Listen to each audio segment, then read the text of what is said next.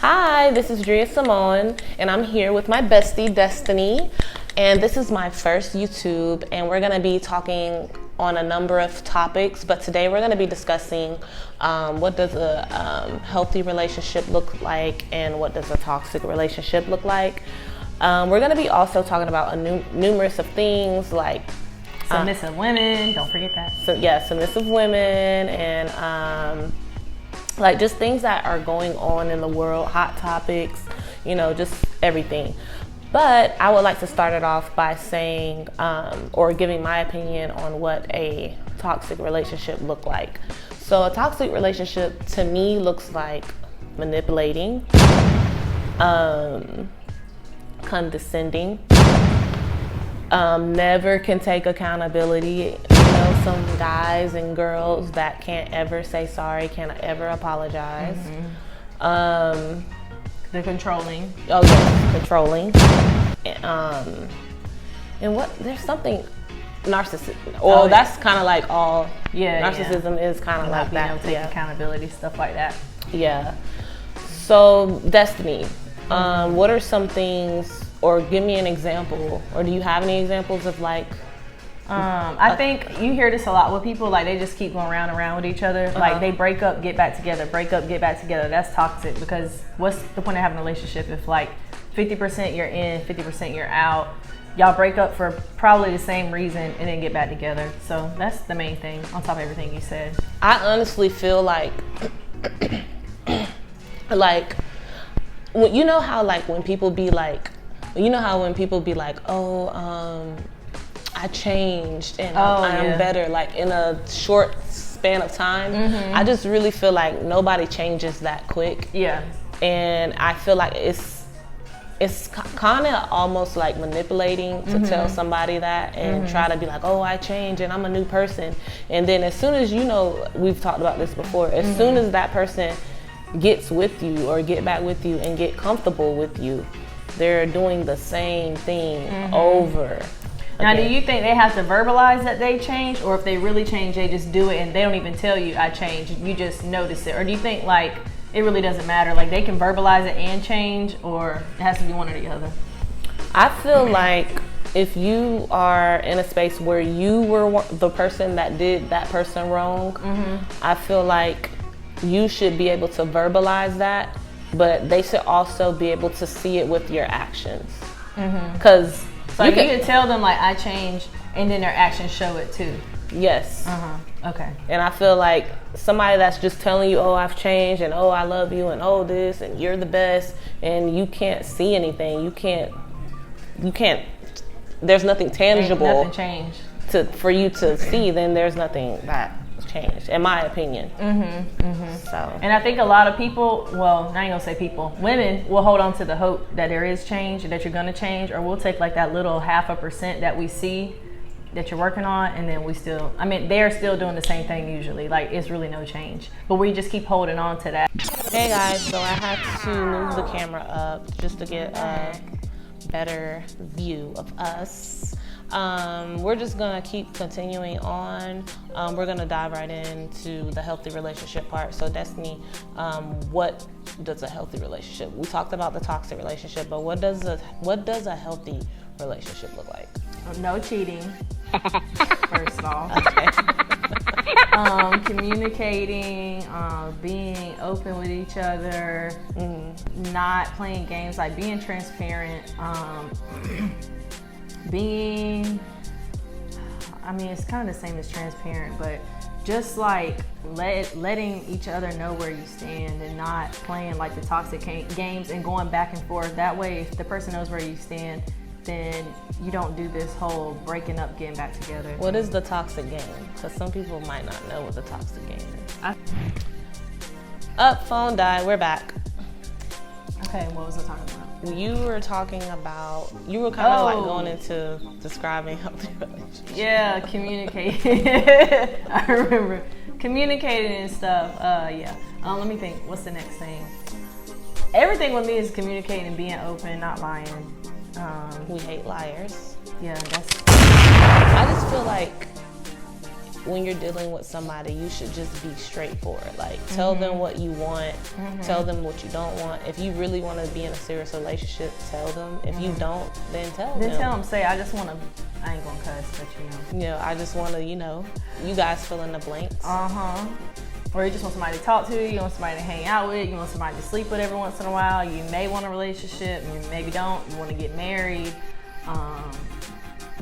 you want, I don't know, a threesome, a throuple, whatever, you gotta let people know what you want. Yes, she's absolutely correct. So like she was saying, communication is a big key factor, and I feel like if you're not communicating, like, it's gonna go downhill every time. Like, you're gonna have issues. Yeah. All right, what's another healthy thing? I can't think. I just know. I feel like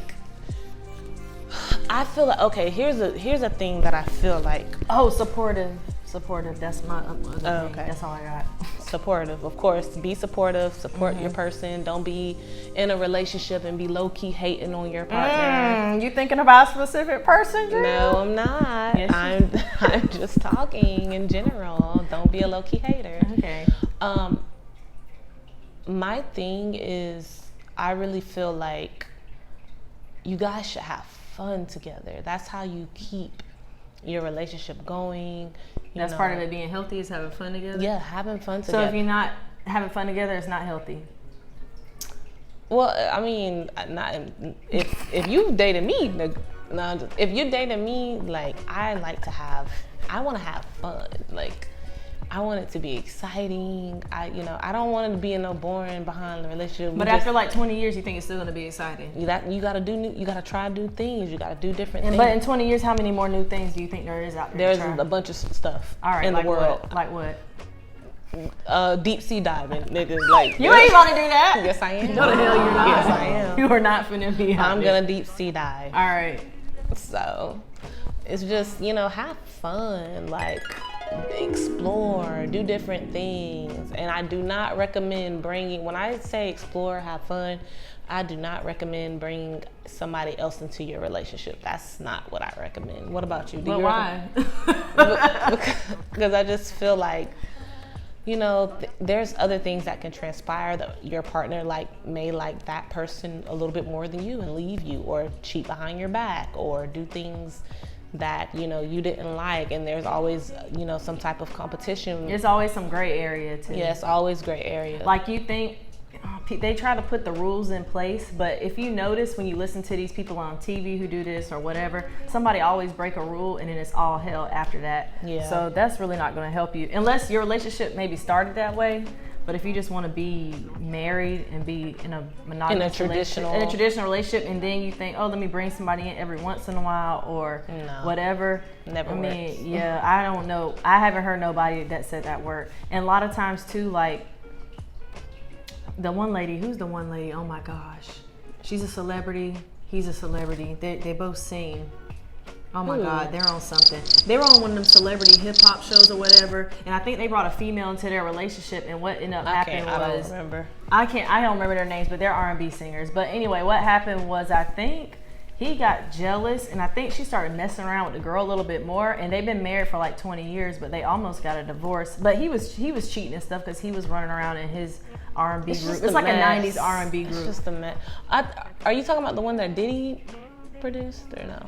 These are older people. Oh, no, okay. I don't remember. Yeah. But anyway, that's kind of what happened with them. But then I hear about that. And then also, even with people who I know personally who, like, they'll just be telling me about what happened with them. I can't sell this girl out. But anyway, it seems like it just, I haven't heard a positive outcome. Like, at first, I feel like people will be like, oh yeah, it's great. It is probably great at first. And then, later down the road, it's like all this low-key animosity, all this low-key resentment. Look at Sister Wives. They're on it. I know you don't watch that. I don't either. But I keep seeing commercials. One of the wives is about to leave because she's over it, and it's a lot of issues. And they got about 20 kids. And who wants to share? Me personally, I just can't. I cannot share my person. Yeah, I'm not really interested in that for me. Either. You got to know your personality too. And I feel like maybe if you start off that way and it's like y'all already have, like, you already know y'all ain't y'all aren't going to be together, this isn't really serious, that's then a whole another thing than what then we're it might about. Work for you. Yeah. So, Destiny, there's been a lot of talks about a submissive woman and what does a submissive woman look like, and you're gonna be a submissive woman, they're gonna walk all over you. Making a sandwich. Yeah, so in your opinion, what do you, like, how do you feel about a submissive woman? Like, what is your definition of a submissive woman? Dang, I don't got a definition. Well, tell me, like, how do you feel about when people are, like, I guess, uplifting submissiveness? Because a lot of men want a submissive woman, and then I see, like, online lately, there's been a lot of women that they're like, oh no, we're not submissive, we're independent, we're bosses, we do our own thing. So, like, in your opinion, like, which way? But right now too, especially with a lot of stuff that I've been watching, you have a lot more women who are saying, no, we need to be submissive. Like, now everybody's kind of like pushing back on all of this overly feminist or whatever you want to call it, like, movement. So I'm starting to see the soft life hashtag. I like that hashtag. Yeah. And then I can't remember this girl's name that I watched on the podcast, but the one that I watched on Saucecast, it was 2 girls on there who are submissive. They believe in traditional woman, and they had another girl who's not so much for the traditional. She is and she's not at the same time. So I think that the submissive women are starting to voice their opinion more, because we got so drowned out by all this boss woman thing that now the submissive women are like, no, I want the man to make the decision. I don't want to be the leader, the head, all that stuff. I do believe that if I get to stay home and it's equal, because people always want to make it seem like your man's just out there doing whatever he's doing, and then we're just submissive at home, just waiting on him hand and foot, like, oh, please just take care of me and be with me. Like, no, it's both ways. If he's taking care of you and allowing you to be submissive, and if you can stay home or stay home more or whatever. And a lot of women who are submissive, I think we got it twisted too, like like we're being forced. A lot of women want to be that way if the man allows you to be that way and does what he does, because if your man does for you, you want to do for him. Like, exactly. And we can't necessarily sometimes do stuff so financial for our men, and they don't want that anyway. They don't care about what you can do financially. They're very simple. If you can make the sandwich, make the sandwich. And he can make you a sandwich sometimes too, but, like, I mean, it's little things with them, I feel like, more. I just feel like you have to be a certain type of man too, because I see that a lot of men are online. Oh, I want submissive woman. Oh, I want submissive. You want a submissive woman, but you want to act like a kid. And it's just like, you can't have both. Like, if you want that type of woman, then you have to be, a masculine leader. You have to be somebody that is going to be willing to pay, I honestly feel like all the bills, really. Wow. Or, most of them.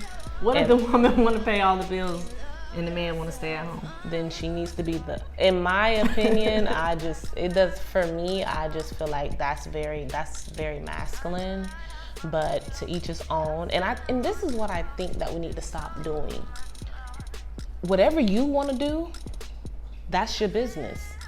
But what I like and what I want to do, that's my business. And I'm not gonna hate you or be like, oh, you're dumb because you're with a guy. Because you're making a sandwich. Yeah, or you're with a 50-50 type of guy.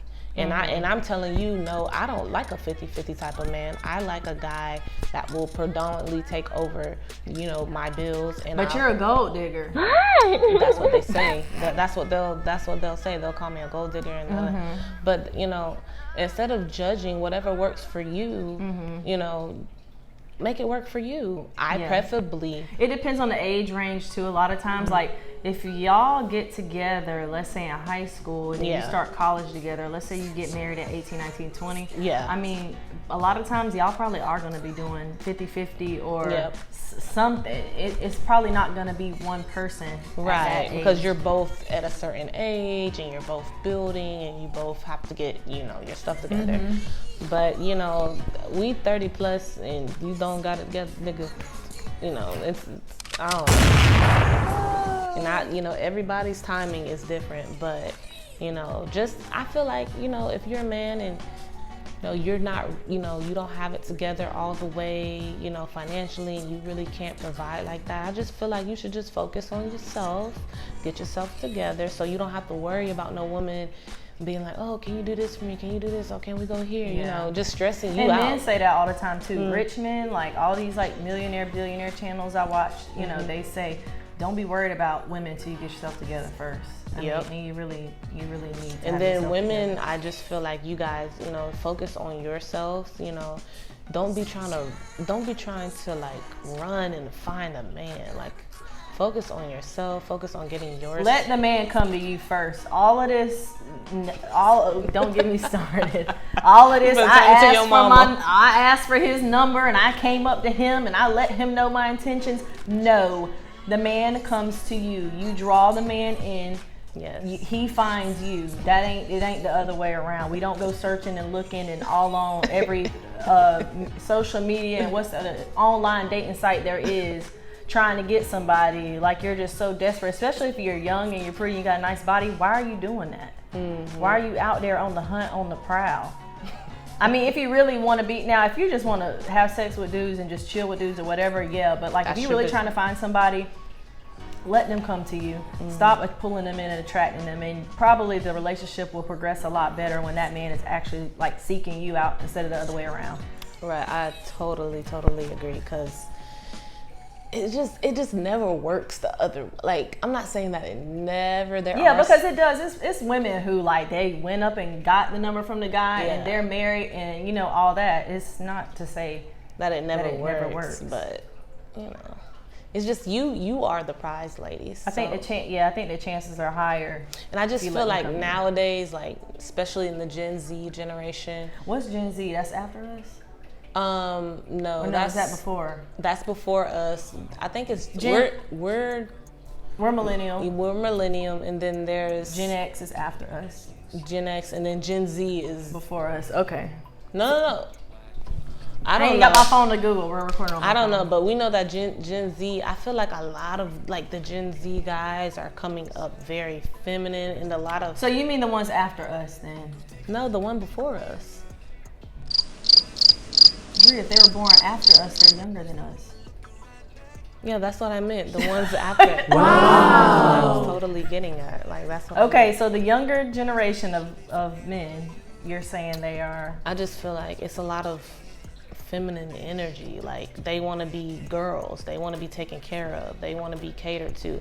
And the thing is, I'm not saying that women can't, and they can, and they definitely should if you're the right, you know, type of guy. But I just feel like we've gotten, it's just different now. It's not like how me and you, I think we were like the last of the... Not early 90s, maybe mid 90s is like the cutoff for anybody with more traditional values. Yeah. And I mean, of course, there's still people with traditional values, but I'm saying for the majority, the younger and younger is like the values and the traditions, and I don't know, just the way things were is kind of getting a little skewed. Yeah. Give me 1 second, guys. Who's calling you? Is this important right now? Just letting somebody know that they need to be submissive and make the sandwich. Yeah. So, what was I gonna say? Oh, another thing about the submissive woman part that I think a lot of people don't think about is, like, naturally women are usually more submissive, and I think that the reason that it's changing is because we keep putting in front of women's faces like, no, you can work, which women can work, I work. I'm just saying, like, you know, like, no, you can work and you can do the same job as them and you can get paid the same pay and all of this, but biologically we're not the same, and a lot of women are more submissive naturally, but we're kind of like training women a little more harsh to not be that way.